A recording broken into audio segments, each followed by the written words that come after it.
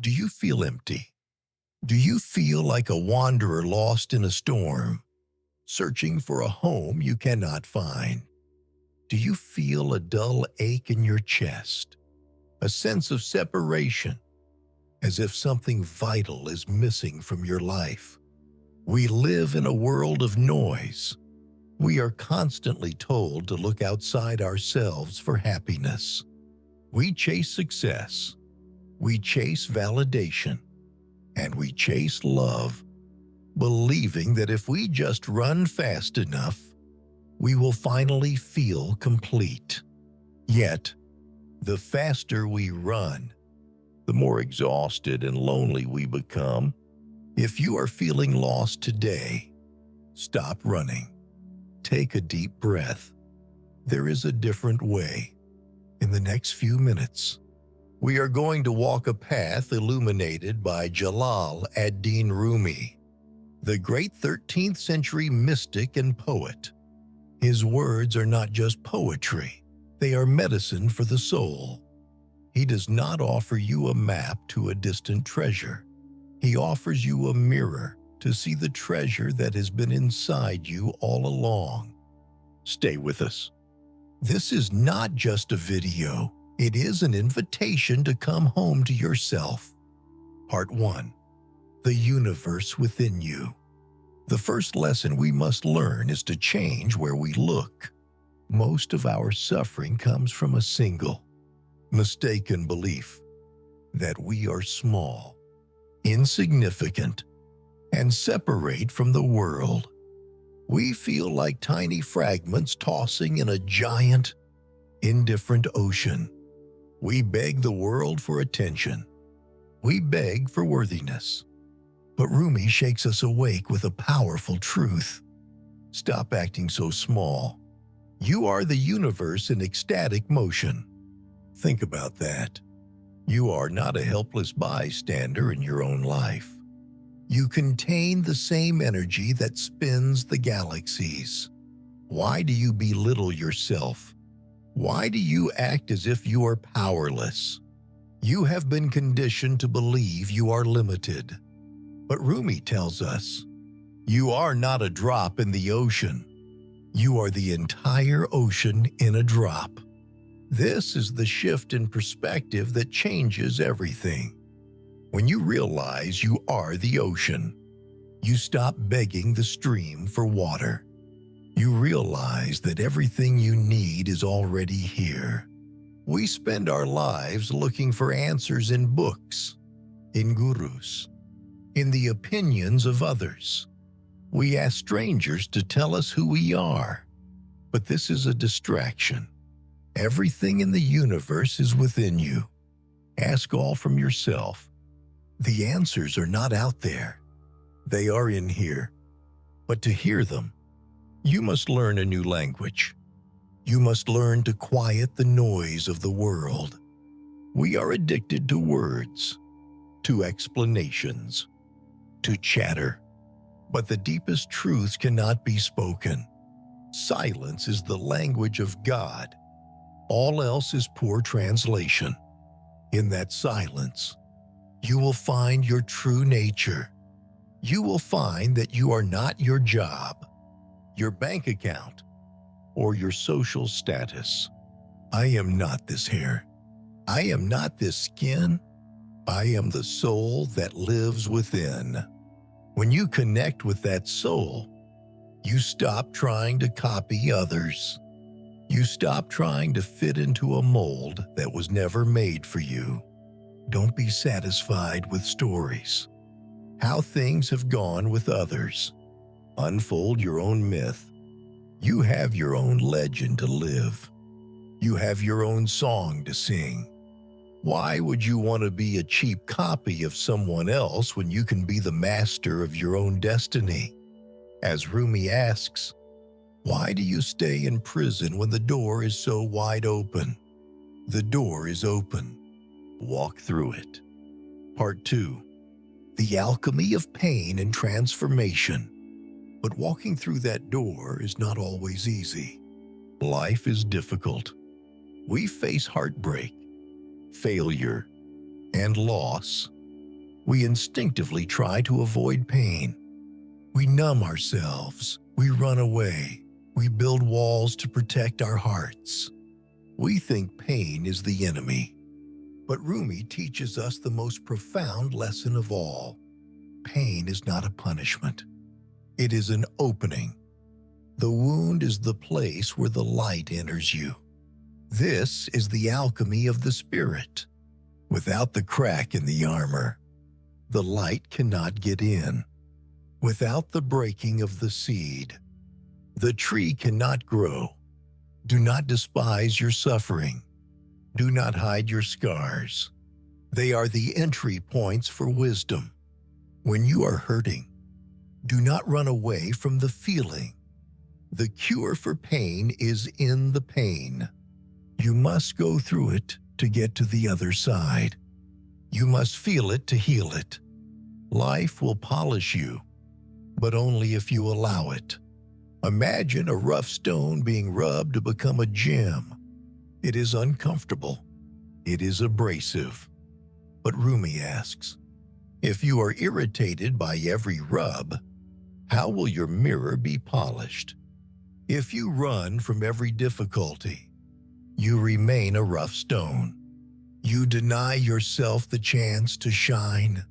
Sometimes, this process requires us to let go of things we think we need. We hold on to toxic relationships, old grudges, and past versions of ourselves because they feel safe. But safety is an illusion. Be like a tree and let the dead leaves drop. Let them go. Let the past fall away so that new growth can appear. This also means you must curate your environment. You must protect your energy. Ignore those that make you fearful and sad, that degrade you back towards disease and death. You do not owe your time to those who drain your spirit. Set your life on fire. Seek those who fan your flames. Find the people who challenge you to be better, who see the light entering your wounds. And do not fear failure. Do not fear being wrong. We are so obsessed with being clever and right. But the ego is a trap. Sell your cleverness and buy bewilderment. Be willing to be a fool. Be willing to not know. Yesterday I was clever, so I wanted to change the world. Today I am wise, so I am changing myself. Realize that when things fall apart, they are actually falling into place. Don't grieve. Anything you lose comes round in another form. The love you lost will return as new strength. The job you lost will return as a new opportunity. Trust the flow of life. Part 3. The path of love and divine connection. Once you have found the universe within you and embrace the transformative power of pain, you are ready for the ultimate truth. The path of love. Rumi is the poet of love, but he's not talking about the fleeting romance of movies. He is talking about a cosmic, gravitational force. We spend years searching for the one, searching for love as if it is an object to be found. But Rumi stops us in our tracks. Your task is not to seek for love, but merely to seek and find all the barriers within yourself that you have built against it. Love is not something you acquire. It is something you allow. It is already there, waiting behind the walls of your fear and insecurity. And this love is magnetic. What you seek is seeking you. The dreams you have, the peace you desire, they are moving toward you as you move toward them. Trust in this attraction, but you must move. You cannot sit still and wait for life to happen. As you start to walk on the way appears. You do not need to see the whole staircase. You just need to take the first step. Take that step with passion. Do not live a lukewarm life.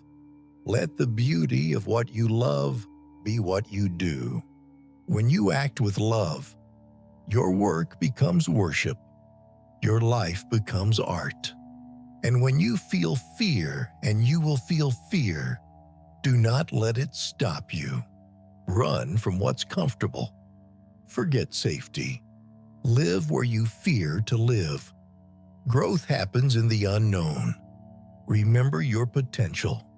You were born with wings. Why prefer to crawl through life? Fly. Soar. This connection to the divine, to love, creates a profound intimacy with the universe. Lovers don't finally meet somewhere. They're in each other all along. You are never truly alone. When you are humble, when you surrender your ego, miracles happen. Knock, and he'll open the door. Vanish, and he'll make you shine like the sun. To vanish is to lose your arrogance. To knock is to take action. So, how do we live this? How do we touch the divine in our daily lives? It is simple, yet it requires courage. Only from the heart can you touch the sky. You cannot think your way to God or peace. You must feel your way there. And when life brings you to your knees, do not despair. When the world pushes you to your knees, you're in the perfect position to pray. Surrender is not weakness. It is the ultimate strength. Finally, remember gratitude. It is the protective shield for your journey. Wear gratitude like a cloak, and it will feed every corner of your life. Conclusion. The journey from the head to the heart is the longest journey you will ever take, but it is the only one that matters. Rumi's wisdom is a call to action. It is a call to wake up. Close your eyes. Fall in love. Stay there. Stay in that space of love. Stay in that space of awareness. You are the ocean. You are the light. You are the way. Thank you for walking this path of wisdom with us today. If these words from the radio quotes have touched your soul, if you felt a spark of light enter a wound today, please help us share this healing energy. Like this video to help others find this message. Share it with someone who is going through a hard time and needs to know that their wound is where the light enters. And comment below. Which quote resonated with you the most? Are you ready to unfold your own myth? Subscribe to our channel and hit the notification bell. We are building a library of wisdom to help you navigate life, and we want you to be a part of it. Until next time, remember, what you seek is seeking you.